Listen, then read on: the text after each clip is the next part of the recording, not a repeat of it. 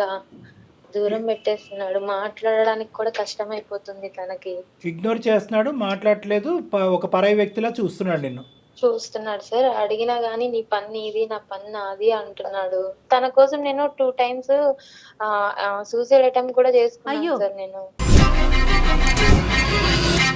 ఎందుకమ్మా suicide attempt ఎందుకు?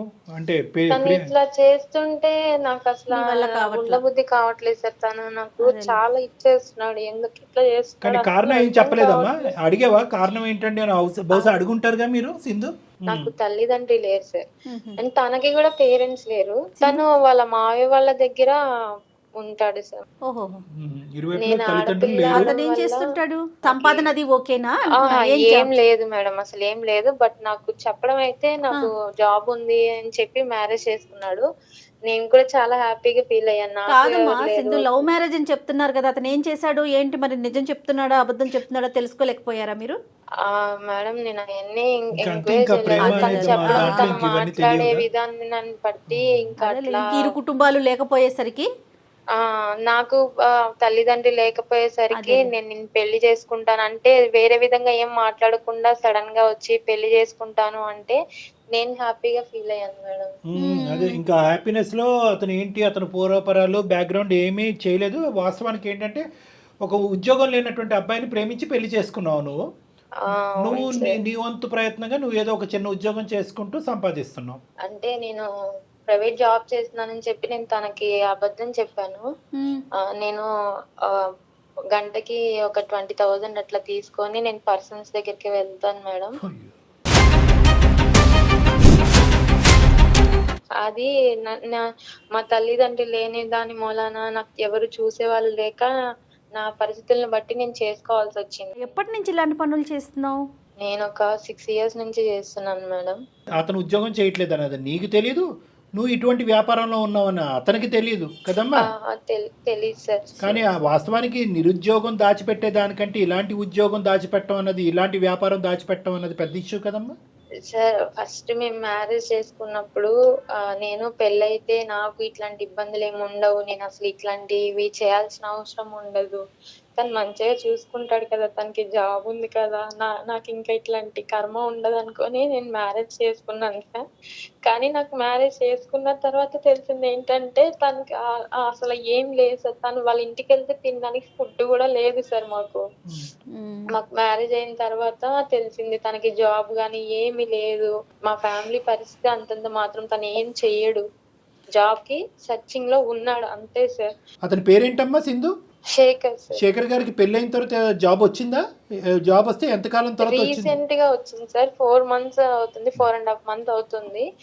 తనకి జాబ్ వచ్చింది అని తెలిసినప్పుడు నేను వెంటనే ఈ విషయం తనతో షేర్ చేసుకున్నా. నేను ఇంక తప్పు ఓహో. చేయకూడదు, పెళ్ళైన తర్వాత ఇప్పుడు కూడా దాకా continue చేసింది చేసిందా తను? కాదమ్మా, కాదమ్మా సింధు, ఇంకొక చిన్న విషయం. ఇప్పుడు నువ్వు పెళ్ళైన తర్వాత కూడా కంటిన్యూ చేసావా ఆ పని? చేశాను మేడం. నా పరిస్థితులను బట్టి చేస్తావు? నీ చేయాల్సి వచ్చింది. పరిస్థితులు పాడుగాను. ఏమ్మా ఏదన్నా చేసుకోవచ్చు కదమ్మా. ఒక ఆడపిల్ల, ఒక తెలివైన ఆడపిల్ల, వినటానికి చదువుకున్న సార్ అమ్మాయిలా నాకు ఉన్నావు, తెలివైన చదువు అమ్మాయి. కూడా లేదు సార్. ఏమన్నా చేయడానికి నాకు వేరే ఏం తెలియదు సార్. అమ్మ నీకు నువ్వేంటంటే అక్కడ గంటకి 20,000 అనే ఫిగర్ చూస్తున్నావే తప్ప నీతిగా బతకాలి, అట్లీస్ట్ పెళ్ళైన తర్వాత అంతా నీతి న్యాయంగా బతకాలి, ఒక ఒక ఒక భర్తకి తగినట్టుగా బతకాలి. ఓకే, మీ ఆయన ఉద్యోగం చేయట్లేదు, అట్లీస్ట్ నేను మంచిగా చూసుకునేవాడా?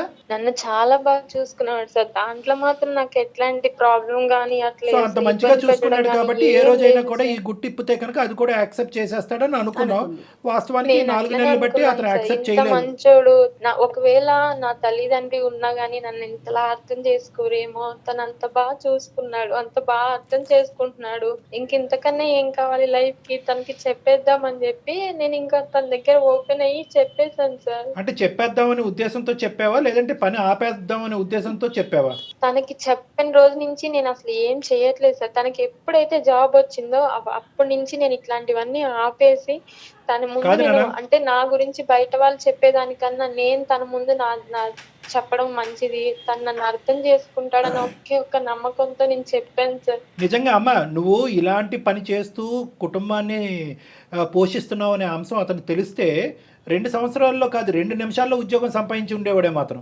ఎందుకంటే ఇంత పరువు తక్కువ పని ఏ మగాడు యాక్సెప్ట్ చేయనటువంటి మగాడైనా అటువైపు ఆడదైనా ఎవరైనా కూడా ఎవ్వరు యాక్సెప్ట్ యాక్సెప్ట్ చేయనటువంటి ఒక భయంకరమైనటువంటి అంశం చేస్తూ ఇలా కుటుంబాన్ని పోషించడం వెనకాతల బహుశా నీకు అదే ఆనవాయితీ, అదే పద్ధతి, అదే అలవాటైందేమో అని అనుకుంటారేమో కానీ ఇల్లు గడవట్లేదు, భర్త ఉద్యోగం చేయట్లేదు కాబట్టి నేను కష్టపడుతున్నాను, చెమటోడ్చి చేస్తున్నానని ఎవరు అనుకుంటారమ్మా? నీ దానికి ఎక్కడ నీకు మార్కులు పడతాయి? నువ్వు చేసే పనికి ఎప్పటికైనా పడతాయో? ఎవరన్నా హర్షిస్తారా? మార్కులు పడతాయి కాదని కాదు సార్, నాకు తెలిసింది ఇది ఒక్కటి. ఎందుకంటే సార్ నేను ఇది 6 years తనకి నుంచి తెలిసిన పని చేస్తున్నాను అదొక్కటే. సార్. నాకు వేరే అమ్మ నీకు job తెలిసిన ఏం పని తెలియదు అమ్మ సార్. నీకు తెలిసినటువంటి పని నేను చెప్పేటటువంటి పాయింట్ కూడా ఇప్పటికైనా ఒక 2 నిమిషాలు ఆలోచించండి. 4 నెలలు బట్టి నా భర్త మాట్లాడలేదు, ఎవరో అన్నట్టుగా నన్ను చూస్తున్నాడు, పట్టించుకోవట్లేదు అంటే కనుక నీకు ఇచ్చేటటువంటి పనిష్మెంట్ బహుశా నీ భర్త చాలా చిన్నదే ఇచ్చాడని అనిపిస్తుంది. దీనికంటే 100 రెట్లు భయంకరమైనటువంటి పనిష్మెంట్ ఇస్తారు. ఒక్క నిమిషం కూడా నీ కళ్ళెదురుకుంటా నిలబడరు, లేదంటే అతను నీ కళ్ళెదురుకుంటే అతను నిలబడిన నిన్ను ఉంచుకోడు.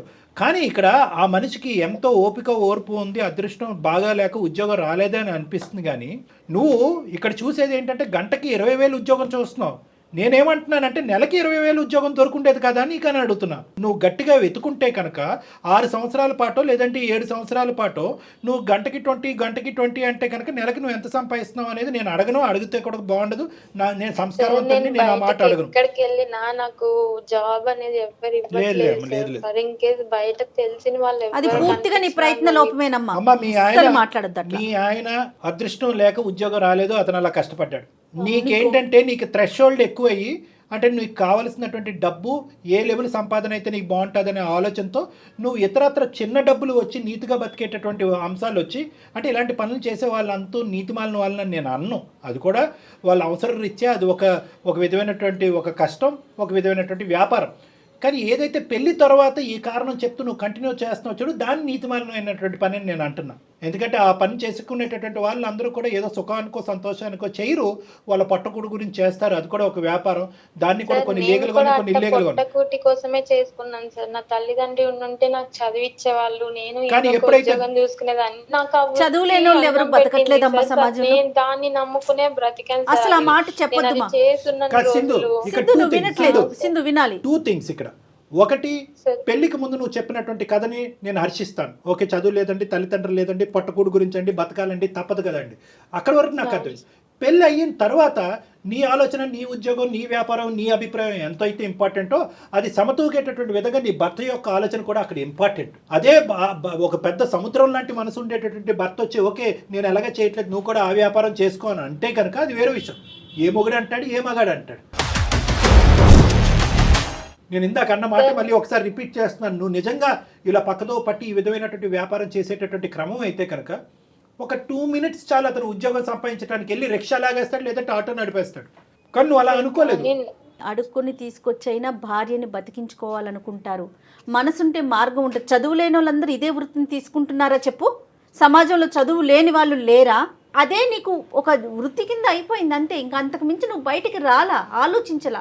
డాక్టర్ గారు అంతేనా? అంతే, వచ్చేటటువంటి కంఫర్ట్ జోన్ ఒకటే చూసుకున్నావు కానీ దీనికి ఆల్టర్నేటివ్ ఏంటి అనేది ఇంకో నీట్గా బతకచ్చా? లేదంటే మనలాంటి స్థానంలో ఉండేటటువంటి చాలా మంది పెళ్ళైనటువంటి ఆడవాళ్ళు భర్తలు ఉద్యోగం చేయకపోతే కనుక అందరూ కూడా ఇలా పక్కదో పడుతున్నారా? సో ఇక్కడ ఏంటంటే బేసిక్గా జయ గారు నేను చెప్పేది ఏంటంటే ఇంకో డైరెక్షన్లో నీ కష్టం మేము కాదనట్లేదు. నీ తిండి గురించి మేము ఎలా మాట్లాడుతాం, నీ పొట్టకూటు గురించి నువ్వు కష్టపడ్డాను అని అంటున్నావు. కానీ at the end of the day ఏంటంటే ఆల్టర్నేటివ్ పాత్వేస్ అనేది ఇంకో ఏమైనా ఇతరత్ర దారులు ఉన్నాయని నేను సంపాదించడానికి. ఒకప్పుడు ఇప్పటి వరకు గడిచిపోయింది, అడిగేటటువంటి వాళ్ళు లేరు, ప్రశ్నించేటటువంటి వాళ్ళు లేరు, ఇది ఒక వ్యాపారం అన్నట్టుగా నువ్వు కంటిన్యూ అయిపోయావు. ఇది భర్తకు తెలిస్తే, ఇంత ప్రేమించినటువంటి భర్త 2 నిమిషాల్లో నన్ను రోడ్డు మీద వేస్తే పరిస్థితి ఏంటి? ఎక్కడి నుంచి అయితే నా జీవితం మొదలైందో అక్కడే ఎండ్ అయినట్టు అవుతుందిగా. స్నేహం వల్లనో ఎందుకు అట్లా అయిపోయిందో నాకు అర్థం కాలేదు సార్. సరే ఇక్కడ అమ్మ ఇప్పుడు అట్లీస్ట్ ఇప్పటికైనా నీకు కనువిప్పు కలిగింది. ఇక్కడ అదృష్టం ఏంటంటే చేసిన తప్పు ఒప్పుకుంటున్నాను సార్. నాకు మా హస్బెండ్ కావాలి, తనతో లైఫ్ కావాలి అని అనుకుంటున్నాను కాబట్టి నేను మిమ్మల్ని అది అందమైన జీవితం చేతుల్లో లేదది. సారీ, అందమైన జీవితం డాక్టర్ కళ్యాణ్ చక్రవర్తి జయ గారి చేతుల్లో అది లేదు. ఎందుకు అంటే కనుక పర్లేదయ్యా, ఏదో పొరపాటును చేసింది, పట్టుకోడు గురించి చేసింది, కుటుంబాన్ని నిలబెట్టడం గురించి చేసింది, లేదంటే నీకు సిగ్గుంటే కనుక, నీకు ఉద్యోగం ఉండుంటే కనుక ఈ పని చేసి ఉండేదని అడగలేం. ఉద్యోగం ఉన్నా, తినడానికి తిండి ఉన్నా లేకపోయినా కూడా అతను ఆలోచన శైలిలో ఇది ఒక పనికిరాని చర్య, ఒక అసహ్యకరమైనటువంటి ఒక చర్య, ఒక బూతు చర్య. అతను పుట్టింది పెరిగింది అటువంటి వాతావరణంలో. నువ్వు పుట్టింది సార్ పెరిగింది నేను అటువంటి వాతావరణం. దాచాలి చేయాలి అనుకుంటే నేను ఇప్పుడైనా దాచి తప్పు చేయొచ్చు సార్, కానీ నాకు అట్లా ఉద్దేశం లేనే లేదు సార్. నీ కర్మమ్మ అందుకోసం అది. నేను ఇప్పుడు ఇదంతా నువ్వు చేశాను ఇప్పటికైనా సార్. నేను అదే చేసి ఉండేవాడిని అంటే కానీ ఏమ్మా ఇది ఇంకా ఒకటి. ఇప్పటికైనా నువ్వు ఆలోచించట్లేదు. ఇప్పుడు పెళ్ళి అయిన తర్వాత ఇష్టాలు అనేటటువంటిది భార్యాభర్తలు ఇద్దరి చేతుల్లో ఉంటుంది. ఆ బేసిక్ కాన్సెప్ట్ నువ్వు మర్చిపోతున్నావు.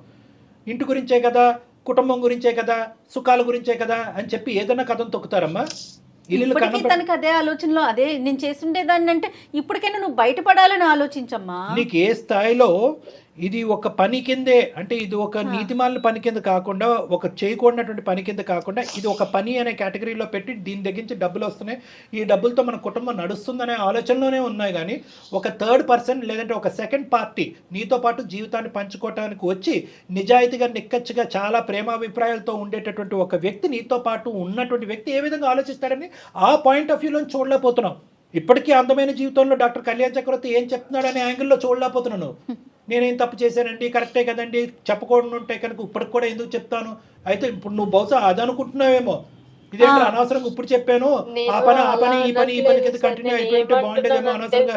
నేను ఆ విధంగా అనట్లేదు సార్. నేను ఒకవేళ ఇప్పుడు తను నాకు లైఫ్ ఇచ్చాడు, తను నన్ను మంచిగా చూసుకుంటాడు అనే నమ్మకంతో నేను తన దగ్గర ఓపెన్ అయ్యాను. నేను ఇట్లా చెప్పడమే తప్పైందా అని నేను అడుగుతున్నాను. చెప్పడం తప్పు కాదమ్మా, వైఖరి తప్పు కాదు డాక్టర్ గారు. ఇప్పటి వరకు ఏదైనా ఒక మంచి పని చేసావు అంటే కనుక అది ఇప్పుడు చెప్పడం 4 నెలల క్రితం. దయచేసి అది దాని ఆ అంశం నుంచి విత్డ్రా అవ్వద్దు. డాక్టర్ గారు నాకు ఇంకొక సందేహం, ఇప్పుడు అతనికే కనుక జాబ్ రాకపోయి ఉంటే కంటిన్యూ అయ్యేదిగా. ఇది ఎల్లకాలం కంటిన్యూ అయ్యేది. అదే నేను ఏమంటున్నానంటే నీ యొక్క మార్పు కండిషనల్ అయిపోయింది. నీ మార్పు ఈజ్ ఈక్వల్ టు అతను జాబ్ రావటం.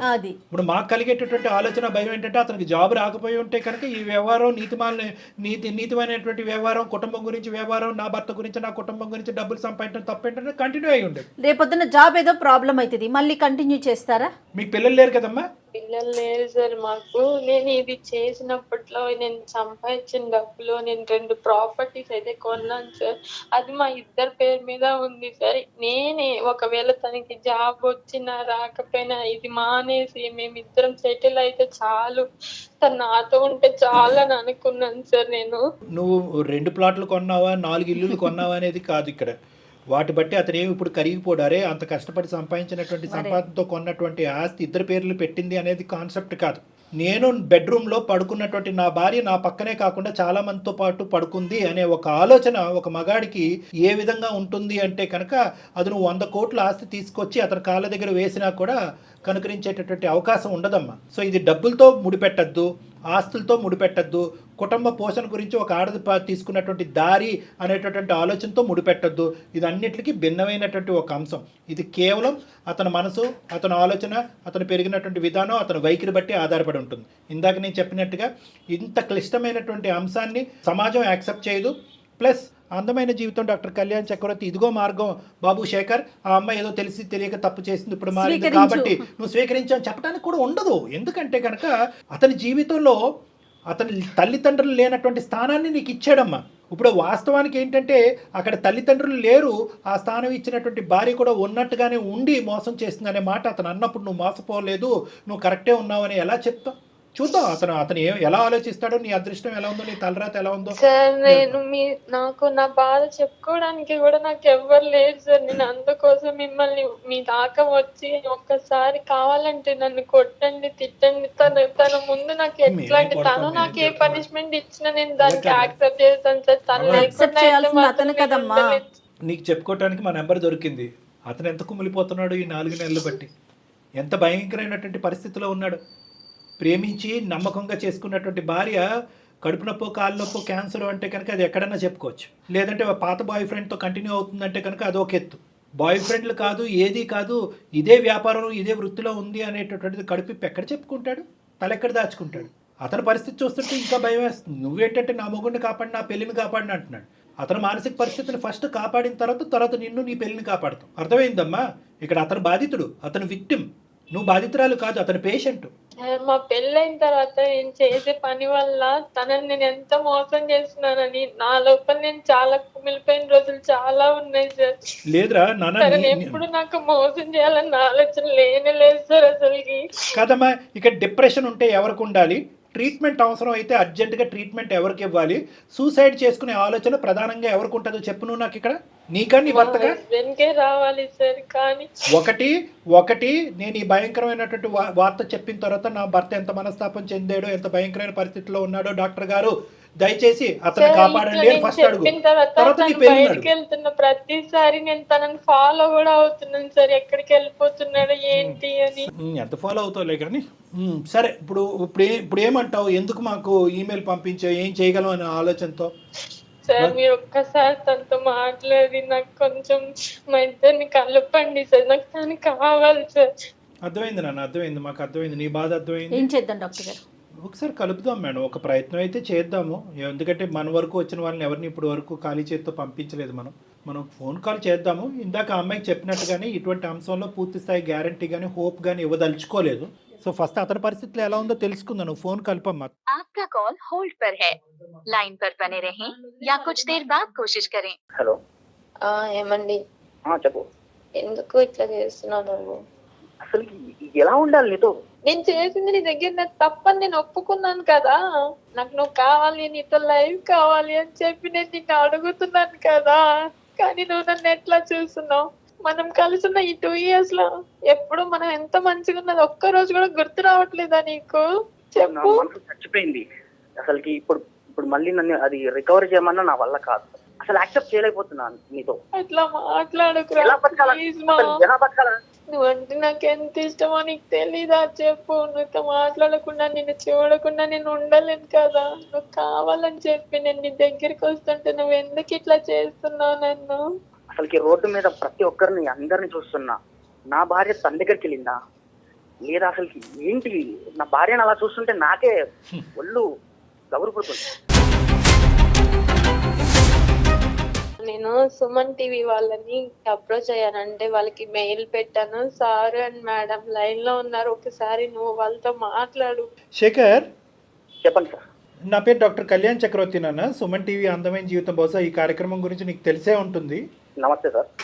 నమస్తే నాన్న. సారీ ఇటువంటి పరిస్థితుల్లో నీతో మాట్లాడవలసి వస్తుందని చెప్పి. ఎందుకంటే నీ బాధని ఎటువంటి మాటలలో వర్ణించాలో నాకైతే అర్థం కావట్లేదు. వాస్తవానికి ఈ అమ్మాయి మాకు ఈమెయిల్ చేయకపోయినా బాగుండేది. ఈమెయిల్ చేసి మా ద్వారా, అంటే చాలా బలవంతంగా ఈ ఫోన్ కాల్ కలిపమ్మ అతనితో మాట్లాడదామని చెప్పి వచ్చినటువంటి బాధితులు మీ ఉట్టి చేత్తో పంపించే సాంప్రదాయం ఆనవాయితీ మాకు లేదు కాబట్టి, సరే అమ్మ చాలా అయిష్టంగా విముఖంగానే నీకు ఫోన్ కలపమని చెప్పాం. ఎందుకంటే నీ బాధ మామూలు బాధ కాదు. ఆ బాధను సరిదిద్దుకుని, ఆ బాధను మర్చిపోయి అవన్నీ వెనక్కి పెట్టేసి పాస్తూ ప్రేమించినటువంటి అమ్మాయి గురించి ఎన్ని త్యాగాలన్నా చేసేసి నువ్వు ముందుకొచ్చే అని అడగటం నాకు అసలు ఇష్టం లేదు. అది నేను సమర్థించను, అది కరెక్ట్ కూడా కాదు. కానీ ఏదన్నా ఒక తెలియనటువంటి ఒక దేవుడు నీ మనసు లోపల ఉన్నాడా? ఆ దేవుడు కాసేపు ఏమైనా దయదలిచి ఈ దిక్కును కూడా చూస్తాడనేటటువంటి ఆలోచన, ఆశతో నీతో ఒక మాట అడగటానికి వచ్చాను. నేను రిక్వెస్ట్ చేయటం అనేది నా బాధ్యత కాబట్టి రిక్వెస్ట్ చేస్తాను. ఒప్పుకోవలసినటువంటి బరువు బాధ్యతలు నీ మీద లేవు కాబట్టి ఒప్పుకుంటావు లేవా అనేది నీ ఇంగితానికి, నీ ఆలోచనకి, నీ యొక్క వ్యక్తిత్వానికి వదిలేస్తాను. సార్ ఆల్రెడీ నేను చనిపోయిన శవాన్ని సార్. శవంతో కాపురం చేయాలనుకుంటున్నా సార్. తను నా వల్ల కాదు సార్. తను వద్దు సార్ నాకు. అడుగుతున్నాను, లేదు ఒప్పుకో.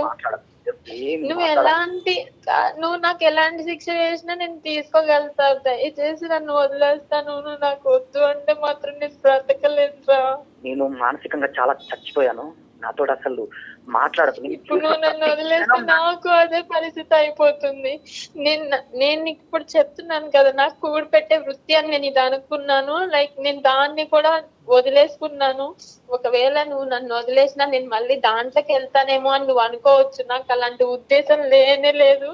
పెళ్ళికి ముందు మీరేమో ఉద్యోగం చేస్తున్నాను లేదంటే చేయట్లేదు అనేటటువంటి అంశాన్ని దాచిపెట్టారు. ఉద్యోగం చేస్తున్నట్టుగానే నటించారు. ఒక సెక్యూర్ జీవితం మన ఇద్దరికి ఉంది అనేటటువంటి విధంగానే ఆశ చూపెట్టారు. అదే ప్లాట్ఫామ్ మీద పెళ్లి చేసుకున్నారు. ఈ అమ్మాయి ఏమొచ్చి అతి భయంకరమైనటువంటి వృత్తి చేస్తూ, సరే పెళ్లి వరకు చేస్తున్నాను లేదంటే ప్రేమించేటటువంటి వరకు చేస్తున్నాను, ఇంకా ప్రేమించటం మొదలుపెట్టిన తర్వాత ఈ వృత్తిని మనం నమ్ముకోకూడదు, ఇది కరెక్ట్ కాదు అనేటటువంటిది ప్రేమించేటప్పుడు వదిలేయలేదు. పెళ్ళి అయిన తర్వాత, పెళ్ళైన 2 సంవత్సరాల వరకు వదిలేయకుండా ఇప్పుడేమొచ్చి మీకు ఉద్యోగం వచ్చిన తర్వాత ఇప్పుడు ఫైనాన్షియల్ సెక్యూరిటీ మాకు వచ్చింది కాబట్టి ఈ వృత్తి కరెక్ట్ కాదన్నట్టుగా మాట్లాడుతుంది ఆ అమ్మాయి. సో ఆ అమ్మాయిది తప్పు కాదు, తప్పున్నర. సార్ మీరు ఇంతమందిని చూసుంటారు కదా సార్, ఆ, దీంట్లో బాధితులు ఎవరు? నేనా తన అనేది మీరే చెప్పండి సార్. 1000% నువ్వేనా? మీరే. శేఖర్ మీతో మాట్లాడక ముందే డాక్టర్ గారు ఆ మాట అన్నారు, బాధితుడు మీరే. రేపొద్దున అంత ప్రేమించినటువంటి అమ్మాయి అంత అన్యోన్యంగా మీరు 2 సంవత్సరాల పాటు హ్యాపీగా ఉండేవారు కదా శేఖర్, ఏమైంది నీకు సింధుకు మధ్య జరిగిందంటే ఏం చెప్తారు మీరు? కాబట్టి మీ సైడే మాకు ఓదార్పు ఉంటుంది, ఆలోచన ఉంటుంది, భవిష్యత్తు గురించి ఒక కార్యాచరణని ఏం చేయాలి ఏం చేయకూడదు అనేటటువంటిది మీ సైడే. ఏం చేద్దాం అనుకుంటున్నారనేది చెప్పండి సార్. నేను ఎలాగైనా అమ్మాయికి లైఫ్ ఇద్దాం అనుకున్నాను సార్, కానీ ఇద్దరికి తెలియదు కదా సార్. తను నాకేం చెప్పలేదు అప్పటికి. ఇప్పుడు వచ్చేసి ఆ రక్తపు కూడా తినమంటే ఎలా సార్? నా వల్ల కాదు సార్, తనతో నేను బతకలేను సార్, నేను కలిసి ఉండలేను. కరెక్టే, అది అది that is point is very clearly made. అది మాకు అర్థమైంది, అది మీ ఇష్టానికి వదిలేస్తున్నాం. కానీ నేను చెప్పేది ఏంటంటే ఒక చిన్న గోరంత దీపానికి సంబంధించినటువంటి ఒక ఆలోచన చెప్తున్నాను నేను. లేదు సార్, ఆమె నా దగ్గరకు వస్తుంటే ఏదో నా మైండ్ యాక్సెప్ట్ చేయట్లేదు సార్. ఇంకే విధంగా చెప్పినా కూడా అబ్బాయికి జెన్యున్ గా ఉండాలి, ఇంకా తిన్నతో అది నువ్వు genuine బతకాలని నేను కావాలనుకుని ఇదంతా చెప్పేశాను. ఈ జెన్యున్ గా ఉండాలి అనే ఆలోచన ప్రేమించినప్పుడే రావాలి. ఎస్. అప్పుడు వరకు నీ వృత్తి ఏంటి, నీ ఆలోచన ఏంటి, అంతకుముందు నువ్వు ఏం వ్యాపారాలు చేసావు అనేటటువంటిది నాకు పెళ్ళైన నెక్స్ట్ డే నుంచి నేను ఎంత చేయకూడదని ఫిక్స్ అయ్యాను సార్. నాకు పెళ్ళైన రోజు నుంచి నా పెళ్ళైనప్పుడు నాకు తెలిసింది సార్, కనీసం అక్కడికి వెళ్తే తినడానికి కూడా లేదని. నువ్వు ఇప్పుడు మారేవు అనే దాన్ని మేము హర్షించేటటువంటి విధంగా అబ్బాయికి చెప్పాలి అనుకుంటుంటే నువ్వు పెట్టుకున్న విస్తరణలో నువ్వే ఉమ్మేసుకుంటున్నావు. అదే ఇప్పుడు మొత్తం ఉండేటటువంటి గుట్టును ఇప్పుడు బయటకు చెప్పడం వల్ల ఒక పెద్ద ఘనకార్యంగా అనుకుంటున్నావు. కానీ 2.5 సంవత్సరాలు దగ్గర 3 సంవత్సరాలు ప్రేమించుకున్నప్పుడు 1 year, పెళ్ళైన తర్వాత 2 years, 3 సంవత్సరాల పాటు ఒక భయంకరమైనటువంటి నిజాన్ని దాచిపెట్టి ఏ మగాడు యాక్సెప్ట్ చేయనటువంటి ఒక భయంకరమైనటువంటి అంశాన్ని 2 సెకండ్లలో మర్చిపోమంటున్నావు. నువ్వు చెప్పిన దానికి 100 మార్కులు వేస్తున్నావు, అతను పడేటటువంటి బాధకి 1 మార్క్ కూడా వేయట్లేదు నువ్వు. ఇప్పుడు తనకి ఏదైనా అనిపిస్తే అది నా మొహం మీద చెప్పాలి సార్. అట్లా తను చూసే విధానం నాకు ఎట్లా అనిపిస్తుంది అంటే దీనికి మాటలు లేవు, మాట్లాడుకోవటాలు లేవు. దీనికి మాటలు లేవు, మాట్లాడుకోవటాలు లేవు. ఏ మగాడైనా నువ్వు అతని స్థానంలో నిలబడి ఆ వ్యభిచారం అదేటటువంటి కార్యక్రమంలో అతను ఉంటే కనుక తినడానికి డబ్బులుంటే చాలు కదా, ఏం పని చేస్తున్నాను అనేది అవసరం అనేటటువంటి లెక్క అతను చెప్తే కనుక నువ్వు యాక్సెప్ట్ చేస్తావా? నువ్వు చేసిన పని నువ్వు సమర్థించుకుంటున్నావు, దానిలోంచి బయటికి రా ఒక్కసారి. శేఖర్, నేను ఒకటే చెప్తున్నాను, ఆ అమ్మాయి వాదన ఇలాగే ఉంటది కానీ అసలు ఇక్కడ మాట్లాడటానికి కూడా ఏమీ లేదు. ఇది కంప్లీట్ గా నెగిటివ్ గా మాట్లాడితే 2 నిమిషాల్లో కాల్ కట్ చేసి ఇక్కడే క్లోజ్ చేసేయచ్చు. ఏది మీరు ముక్కు మొహం తెలియనటువంటి వాళ్ళు అయితే కనుక నీకు ఇప్పటికొచ్చి మాట్లాడినటువంటి 4 మాటల్లో కూడా సింధు నీ మనసులో ఒక స్థానాన్ని ఏర్పాటు చేసుకుంది అనేది ఒక నమ్మకం ఉంది. అలాగే సింధుకి మీకు ఎంత అమితమైనటువంటి ప్రేమ ఉంది, ఈ పని చేసినా కూడా తనకి నువ్వంటే ఎంత అమితమైన ప్రేమ ఉంది అన్నది కూడా తన మాటలో అర్థమైంది. కాబట్టి ఈ 2 మాటలు డాక్టర్ కళ్యాణ్ చక్రవర్తి మాట్లాడుతున్నాడు, లేదంటే మాట్లాడే హక్కు కూడా నాకు లేదు. ఇక్కడ నేనేమంటున్నానంటే ఏ ఉద్దేశంతో ఆ అమ్మాయి పని చేసింది అనేది ఒక్కసారి ఆలోచించుకో. ఇల్లు గడవటానికి చాలా కష్టమైనటువంటి పరిస్థితి. నువ్వు కష్టపడట్లేదు అంటే కనుక అన్ని విధాలుగా కష్టపడి ఉద్యోగం రానటువంటి పరిస్థితి. ఈ అమ్మాయికి ఏ డిగ్రీ, ఏ చదువు లేదు, ఏ క్వాలిఫికేషన్ లేదు, తను పుట్టేగి తను ఎప్పుడు ఏ ఉద్యోగం చేయలేదు. వ్యాపారంగా ఇది మొదలుపెట్టిన కాడి నుంచి ఏదో డబ్బులు వస్తున్నాయి కాబట్టి ఇదే నమ్ముకుని ఇంకో యాంగిల్లో చూడనటువంటి పరిస్థితి. ఆ అమ్మాయి ఏమనుకుంది అంటే కనుక అక్కడ వెళ్ళి ఆ వృత్తిని ఏదో ఆనందించట్లేదు. వృత్తి చేసినప్పుడల్లా కుంగిపోతూ బాధపడుతూనే చేసింది. ఎందుకు అది చేయకపోతే కనుక ఇల్లు గడిచేటటువంటి పరిస్థితి లేదు. మీరేమొచ్చి ఉద్యోగం చేస్తున్నాను అనేటటువంటి అబద్ధంతో పెళ్లి చేసేసుకున్నారు మీరు. పోనీ అప్పుడే నిజాయితీగా మీరు మాట్లాడుంటే కనుక ఆ అమ్మాయి కూడా నిజాయితీగా ఈ అంశం చెప్పి ఉండేదేమో. కానీ మీరు దాచిపెట్టారు, తను దాచిపెట్టి. సరే, అది పెద్ద గీత ముందు చిన్న గీత. ఇందాక నేను అన్నట్టుగా ఏంటంటే బహుశా ఈ అమ్మాయి ఈ వృత్తి చేయకుండా ఉండుంటే కనుక మీరు ఇలా అబద్ధం ఆడి ఉద్యోగం చేయకుండా పెళ్లి చేసుకుని ఉంటే కనుక ఏమయ్యా, నువ్వేం మగాడవయ్యా, ఏ ఉద్యోగం చేయకుండా ఒక ఆడపిల్లను మోసం చేసి ఎలా పెళ్లి చేసుకుంటావయ్యా? ఆల్రెడీ తల్లిదండ్రులు లేనటువంటి ఆడపిల్లని ఈ విధంగా మోసం చేస్తావా? భర్త అనేటటువంటి స్థానం కాకుండా తల్లిదండ్రులు లేనటువంటి స్థానాన్ని కూడా నీకు ఇచ్చింది, అదేవిధంగా తల్లిదండ్రులు లేనటువంటి స్థానాన్ని నువ్వు అమ్మాయికి ఇచ్చావు, అది వేరే విషయం అని అనుండేవాళ్ళు. కానీ ఈరోజు ఈ అమ్మాయి ఆ పని చేయటం వల్ల నువ్వు ఉద్యోగం చేయకుండా దొంగచాటును వచ్చి పెళ్లి చేసుకునేటటువంటి అంశం ఈరోజు కప్పడిపోయింది. కానీ నేను అయినా కానీ దీన్ని నీ సైడే మాట్లాడుతున్నాను. 1 ఇంచు అటువైపు కూడా ఆలోచించమంటున్నాను. ఉద్దేశం ఏంటి? ఉద్యోగం లేకపోతే ఇలాంటి వ్యాపారాన్ని ఎంచుకుంటారా సార్? చెప్పండి. అయినా కానీ నేను సమర్థించట్లేదు. కానీ తన ఉద్దేశం, తను పుట్టెరిగి తన ఆలోచనకు తెలిసినంత వరకు సంపాదనకు ఉండేటటువంటి ఏకైక దారి అదే అని చెప్పి పెళ్లికి ముందు ప్రేమించినప్పుడు, పెళ్లి తర్వాత కూడా అదే నమ్ముకుని అదే అందులోనే కొట్టుకుపోయింది పిచ్చి మహాతల్లి. ఇప్పటికి కూడా ఏమంటుంది, తనకి ఇప్పటికి కూడా ఇందాకటి నుంచి మనం మాట్లాడుతున్నాం, తను చేసేటటువంటి వ్యాపారాన్ని తప్పు పట్టట్లేదు తెలుసా? తల్లిదండ్రులు లేకపోయినా ఒక పూట తిండి దొరుకుతుందో లేదో అనేటటువంటి ఆలోచనలో ఉన్న అమ్మాయికి తన శరీరాన్ని అమ్ముకుని అదే తిండి పెట్టింది కాబట్టి ఇప్పుడు కూడా ఆ అమ్మాయి ఆ వృత్తి మీద వేలెత్తి చూపెట్టట్లేదు. అయితే ఇప్పుడు ఏంటంటే నిజంగా ప్రేమతోనే ఒక బాధ్యతతోనే మీ ముందుకు వచ్చింది ఆ అమ్మాయి. తన సుఖాలు సంతోషాల గురించి కాదు కదా. ఒకప్పుడు తన ఉద్యోగం చేయకపోతే ఇల్లు ఎలా గడుస్తుంది ఇటువంటి ఆలోచనతో వచ్చింది తన ముందుకి. సరే, ఇటువంటి కాన్సెప్ట్కి ఇటువంటి రీజనింగ్కి ఎన్ని మార్కులు పడతాయో నాకు తెలియదు. మీ ఇష్టం అండి, డెసిషన్ మీ ఇష్టం. అంతేనా డాక్టర్ గారు మీరు చెప్పేది? Decision is absolutely yours. మేము ఎప్పుడు కూడా అందమైన జీవితంలో ఇంతవరకు కూడా ఇంత చాయిస్ లేదండి. డాక్టర్ గారు ఒక సలహా ఇస్తారు కానీ నేను చెప్తున్నట్టుగా జయ గారు, మీరు బాధితులు, అంతే. మీరు పడరానటువంటి బాధలు పడ్డారు, అనుభవించకూడనట్టు కష్టాలన్నీ అనుభవించారు. ఇందాక ఒక్క మాట అన్నారు, రోడ్డు మీద ఒక మగాడు వెళ్ళిపోతుంటే కనుక వీడితో కూడా పడుకుందని ఆ భార్య అనేటువంటి కర్మండి, చచ్చిపోవటం బెటర్ దానికంటే. సో నేనేమంటున్నానంటే ఇందాక నేను అన్నట్టుగానే ఇది పూర్తిగా మీ నిర్ణయం. మీ నిర్ణయం అని చెప్పి మేము కన్ఫ్యూజ్ చేస్తున్నామని మీరు అనుకుంటే కనుక నా క్లినిక్ ద్వారాలు ఎప్పుడు తెరిచే ఉంటాయి. మీరు కావాలంటే రావచ్చు, కూర్చోవచ్చు, మాట్లాడచ్చు. సో కంప్లీట్గా ఇది మీ చాయిస్. ఒక్క 2 నిమిషాలు నేను మాట్లాడాలను. అయ్యో తప్పకుండా. అసలు నేను మా మామ కూతురు చేసుకుందాం అనుకున్నా మేడం. కానీ ఇంకా నేను లవ్ చేశాను కాబట్టి విగ్రహత అలా మారింది కాబట్టి చేసుకోవాల్సి వచ్చింది. కాకపోతే అమ్మాయి ఉద్యోగం లేదనే సాకును చూపిస్తోంది. కానీ మీరు ఇందాక చెప్పారు చూడండి, పెద్ద గీత ముందు చిన్న చుక్క అండి ఉద్యోగం లేకపోవటం అనేది. దాన్ని దీంతో కంపేర్ చేయటాకే లేదు. ఉద్యోగం లేకపోతే అడుక్కుతునే వాళ్ళం మేడం, లేదంటే ఏదో ఒకటి చేసేవాళ్ళం. కానీ ఇలాంటి వ్యాపారంలో దిగుతుందని ఎవరు అనుకుంటారు మేడం? మీరు చెప్పండి మేడం. నిజం శేఖర్ గారు, అది చాలా బాధాకరం అనిపిస్తోంది. అమ్మాయి తెలిసి చేసిందా? నేను ఇంకా చేయనని చెప్తున్నాను కదా. ఒకవేళ నువ్వు నన్ను వదిలేస్తే నేను చచ్చిపోవడం తప్పించి నాకు వేరే దారి లేదురా. ప్రేమ అనేటటువంటిది ఇదివరకటి ప్రేమలాగా ఉండాలి, అది న్యాచురల్ గా పునరావృతం అవ్వాలి. ఇక్కడ థ్రెట్ వల్ల నేను చచ్చిపోతాను బెదిరించొద్దు. అతను బాధితుడు, అతను అనుభవిస్తున్నటువంటి బాధ నీకంటే 100 రెట్లు ఎక్కువ ఉంది. ఎందుకంటే ప్రేమించినటువంటి అమ్మాయిని ఉంచుకోవాలా, లేదంటే ప్రేమించి మోసం చేసి తప్పుదోరలో వెళ్ళి ఇదే వృత్తిగా నమ్మినటువంటి అమ్మాయిని వదులుకోవాలా అనేటటువంటి సందిగ్ధ పరిస్థితిలో అతను ఉన్నాడు. అతనికి సమయం కావాలి, నువ్వు అది అర్థం చేసుకోవాలి. నువ్వు థ్రెట్ చేసి బ్లాక్మెయిల్ చేసి భయపెట్టేటటువంటి దొద్దు. నువ్వు ప్రేమించినటువంటి నీ భర్త ఎలాంటి వ్యక్తి అనేది 2 years పాటు నీకు చూపెట్టాడుగా, ఒక మంచి వ్యక్తిగా. ఇప్పుడు నీకు అర్థమైంది నువ్వు ఎటువంటి వ్యక్తిని పోగొట్టుకుంటావు. నేను మళ్ళీ కోరుకునేది, నేను ఇంత తిన కోసం ఇంత దిగజారి ఇంత ఆర్గ్యూ చేసేది నేను దానికోసమే సార్.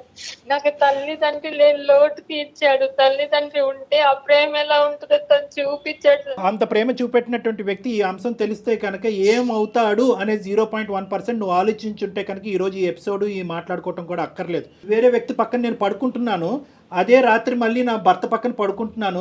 ఇది వాస్తవం, ఈ నిజం తెలిస్తే కనుక నా భర్త ఉంటాడా లేదా అన్నది కాదు, బతుకుంటాడా లేదా అనేది ఆలోచించుంటే కనుక ఈరోజు మనకి ఎపిసోడ్ అక్కర్లేదు. నీ ఆలోచన అనేది చాలా లేట్గా వచ్చింది. ఇప్పటికి కూడా నువ్వు ఏమంటున్నావు అంటే కనుక చెప్పకుండా ఉండుంటే ఏం చేసి ఉంటే, నువ్వు చెప్పకపోతే ఇంకొకరు చెప్పేవారు అప్పుడు. కానీ అది మోసం చేయటం కదా, అది మోసం. అసలు నువ్వు చెప్తావా, ఇంకొకరు చెప్తారా, తర్వాత పచ్చి మోసం కదమ్మా అది.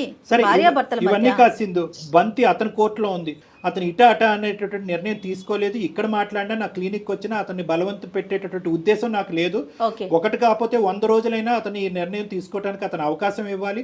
అతను నిర్ణయం తీసుకునేటటువంటి క్రమంలో మీరిద్దరు ఒకే రూఫ్ కింద ఉంటారా, ఒకే ఇంట్లో ఉంటారా, విడివిడిగా ఉంటారా అనేది ఆలోచించుకోండి. అది కూడా మనం ఒకసారి క్లినిక్ కౌన్సిలింగ్కి వచ్చాక మనం మాట్లాడుకుందాం. అప్పటి వరకు అతని మీద బలప్రయోగం చెయ్యొద్దు, బలవంతం పెట్టద్దు. అటువంటి ఆలోచన కూడా నువ్వు విరమించుకో. ఎందుకంటే ఆల్రెడీ అతను చాలా సఫర్ అవుతున్నాడు.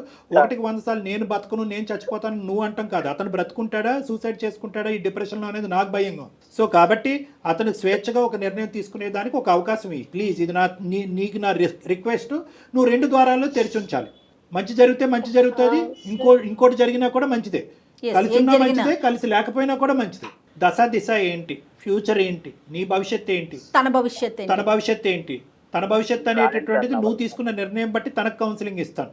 ఓకే, ఇద్దరు కలిసి అయితే మాత్రం రాకండి. ఫస్ట్ నువ్వురా, నీ ఆలోచన ఏంటి, నువ్వు ఏ దారిని తీసుకున్నావు, ఏ దారిని ఎంచుకున్నావు అనే దాన్ని బట్టి ఆ అమ్మాయికి తర్వాత నేను కౌన్సిలింగ్ చేస్తాను. ఎందుకంటే ఇక్కడ పెద్దలు ఇన్వాల్వ్ చేయడానికి లేదు, ఇరువైపులో తల్లిదండ్రులు లేరు. ఓకే శేఖర్, ఓకే అమ్మా సింధు, ధైర్యంగా ఉండు. ఇది అసంపూర్తిగా అనిపించినా కూడా చాలా మందికి దీనికి ఏంటంటే ఇక్కడ అస్సలు ఇలా చేయి బాబు అని సజెషన్ ఇవ్వడానికి కూడా మనకు లేదు, లేదండి లేదు. సజెషన్ ఇలా చెయ్యి అనేది కాదు. మనం ఇక్కడ చేయవలసింది ఏంటంటే ఆ అబ్బాయికి ఒక గైడెన్స్ ఇవ్వాలి, ఒక ఓదార్పుని ఇవ్వాలి, ఒక మోరల్ సపోర్ట్ ఇవ్వాలి. ఆ అబ్బాయి తీసుకోబోయే నిర్ణయాలు మార్గాలు సరైనటువంటిదా కాదా భవిష్యత్తులో అనేటటువంటి దాన్ని ఒకటి చూడాలి. మానసిక వేదన నుంచి ఆ అబ్బాయిని బయటకు లాగాలి. రైట్. అక్కడ తీసుకునేటటువంటి నిర్ణయం బట్టి ఈ అమ్మాయికి కూర్చోపెట్టి, అమ్మాయి ఇదమ్మా నువ్వు ఏదైతే జరిగిందో జరిగిపోయింది, ఇక ముందు నుంచి ఏదైతే నిజం, ఏదైతే భవిష్యత్తు నీ కళ్ళెదురుగుతుంటో కనిపిస్తుందో దాన్ని ఆచరించుకుంటూ ముందుకెళ్ళటం తప్ప నీకు దారి పరిష్కారం లేదని చెప్పాలి. రైట్. రైట్ కళ్యాణ్ గారు. Thank you Jagan. నమస్తే.